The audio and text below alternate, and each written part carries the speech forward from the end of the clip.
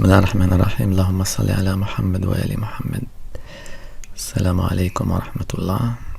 Aujourd'hui, on va parler sur le verset coranique qui a menacé sévèrement et sérieusement deux épouses du prophète et de qui il s'agit. Bismillahirrahmanirrahim. In tatuba ila Allahi faqad sagat qulubukuma wa in تظاهر عليه فإن الله هو مولاه وجبريل وصالح المؤمنين والملائكة بعد ذلك ظاهرا. Cela veut dire approximativement Allah subhanahu wa ta'ala s'adresse à deux épouses du prophète en leur disant: il faudra absolument que vous vous repentiez. Pourquoi? Parce que faqad sarat qulubukuma, parce que vos cœurs ont dévié, vos cœurs ont commis quelque chose de mal, vos cœurs ont suivi al-batil, vos cœurs n'ont pas suivi al-haq. Vos cœurs ont suivi le chemin du diable. Faqad sarat qulubukuma. Wa in tadhahara alayhi. Par contre, si vous vous liguez contre lui, contre le prophète, alors en gros, sachez que le prophète n'est pas seul. Allah est avec lui. L'ange Gabriel et les croyants et les anges. Donc, dans un premier temps, cette partie du verset demande à ces deux épouses de se repentir parce que leurs cœurs ont suivi al-batil, inharafat anil haq. Par contre, si vous vous repentiez pas,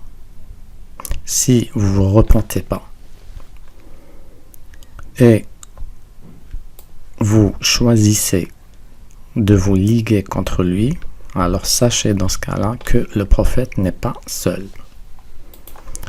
Ça, c'est l'explication. Maintenant, on va voir l'interprétation. C'est des interprétations sunnites. Par exemple, celui-là, Tafsir al-Muyassar. Qu'est-ce qu'il dit? Il dit « In tarja'a » qui Hafsa wa Aisha. In tarja'a ila Allah faqad wujida minkuma ma yujibu at-tawba.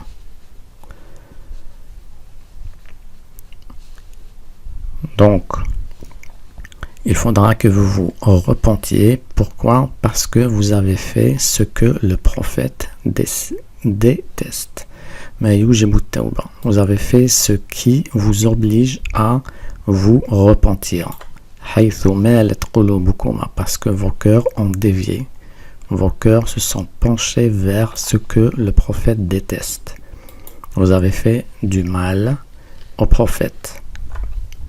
Min ifsha'i sirrih, en divulguant son secret.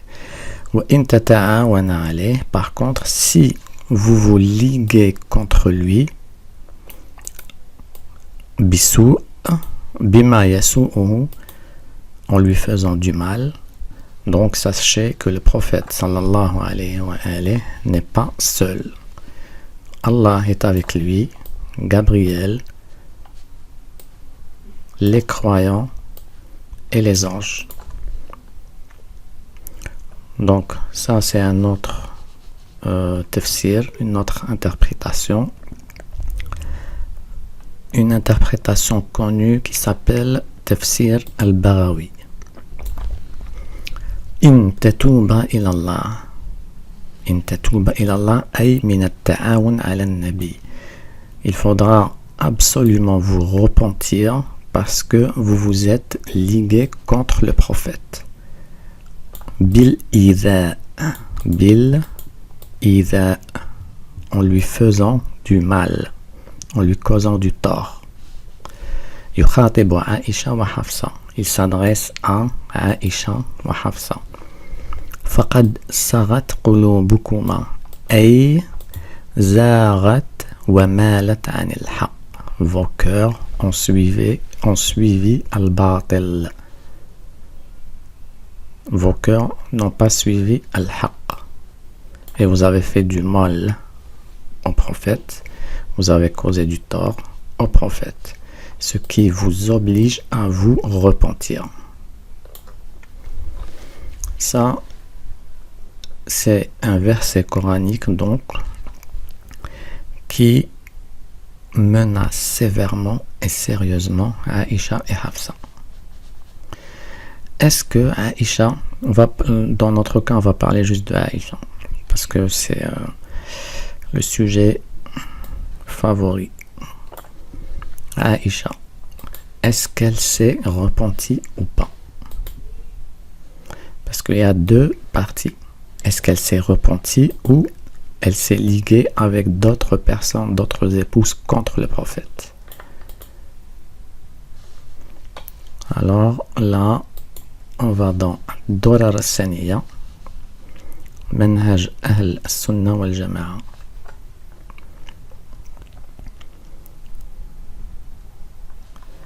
Al-Rawi, celui qui raconte, c'est Abdullah ibn Abbas.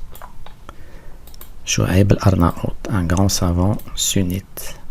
Source, Takhrij Sunan ad-Dar Qutni.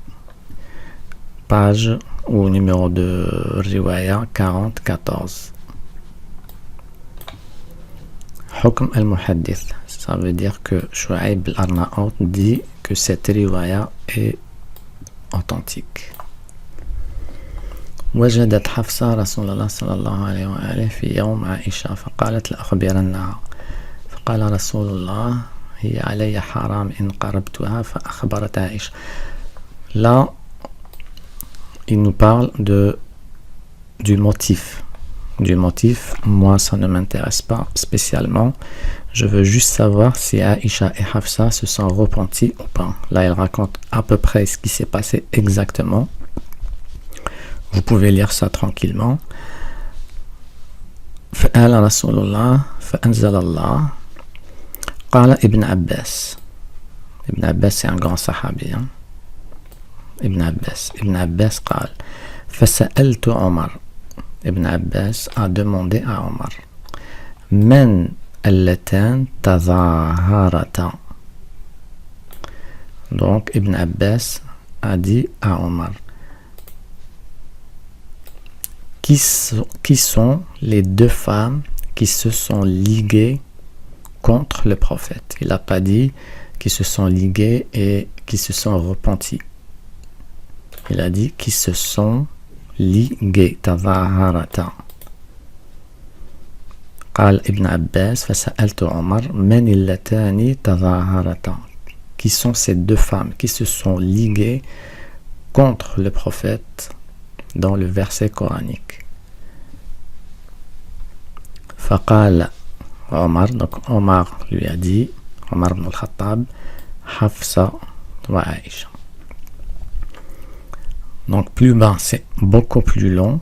Je vous laisse lire tout ça, ça parle de la même chose avec plus de détails, comment ça s'est passé exactement. Je vous laisserai un lien. Ça parle vraiment des détails de l'histoire. Et à un moment donné, vous allez voir que Ibn Abbas a posé la question à Rawi Omar ibn al-Khattab, et Omar ibn al-Khattab lui avait dit que c'était Hafsa ou Aïcha. Et cette fois-ci, c'est dans Sahih al-Bukhari 24-68. C'est long et moi, je tiens à vous faire des choses beaucoup plus simples de 10-15 minutes à peu près. Vous pouvez lire ça tranquillement, je vous laisserai un lien dans la description. Et ça, c'est un résumé. Donc, le verset coranique qui a été révélé ici, qui menaçait sévèrement et sérieusement Aïcha et Hafsa, qui leur demande de se repentir parce que leurs cœurs ont dévié. Et après, il leur dit, mais par contre, si vous choisissez de vous liguer contre lui, contre lui, donc pour lui faire du mal, pour lui causer du tort, sachez qu'il n'est pas seul. Qu'est-ce qu'elle a choisi à Aïcha? Est-ce qu'elle s'est repentie du fait que son cœur a suivi le chemin du diable et non pas le chemin de Allah subhanahu wa ta'ala? Est-ce qu'elle a choisi cette partie du verset ou elle a choisi cette partie? Ça veut dire qu'elle s'est liguée contre le prophète. Donc Omar ibn al-Khattab vous dit que les deux femmes qui se sont liguées tazaharata contre le prophète, ce sont Aïcha wa Hafsa. Et dans l'interprétation du verset, comme on a vu tout à l'heure, les interprétations expliquent clairement ce que veut dire liguer, ce que veut dire tazaharata, ce que veut dire tetouba, et parle également des deux femmes, Hafsa wa Aïcha. Hafsa wa Aïcha se sont liguées contre le prophète. Aïcha wa Hafsa, ce n'est pas moi qui le dis. Voilà comment vos interprétations authentiques du Coran parlent de Aïcha. Voilà comment vos textes authentiques vous décrivent Aïcha et Hafsa. Donc, tout simplement, Aïcha n'est pas celle que vous croyez. Quand vous allez dans les mosquées, quand vous écoutez les prêches, on vous parle de Aïcha comme étant une femme idéale, irréprochable. Mais par contre, quand on lit les livres et les textes authentiques, on trouve carrément autre chose.